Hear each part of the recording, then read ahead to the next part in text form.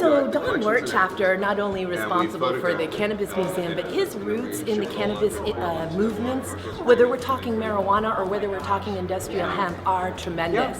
I had the first hemp store in the state of New York. None of us really would have had hemp stores back in the early 90s if it weren't for Don Wirtshafter. Don Wirtshafter was our hemp dealer for the hemp stores back in the 90s. I've got a lecture material no one else has. I've collected the history of cannabis as a medicine.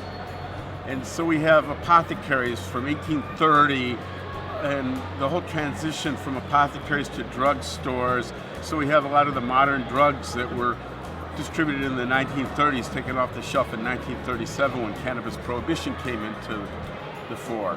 So we explain how glassmaking changed the whole pharmacy. We're building a cannabis museum. It's a long process. You know, my 40 years of collecting has produced a very large treasure trove of materials for researchers. We have to put them in order and get them in a form that researchers are going to be able to use them. It started off being glass. It was very expensive and was a high-tech display of its era. And as they figured out ways to mold the glass and then to automate the molding of glass, bottles went from very expensive to very inexpensive, and so the drugs became disposable. This brought on single compound chemicals and the modern chemical pharmacy companies and pushed the herbs out of the market, cannabis being the first one to go. And there was a whole movement to make it so only patentable medicines could be in the drugstores. They didn't want to have the old-time remedies in there because nobody could make money on it. This is not hidden stuff. We just have overlooked what happened.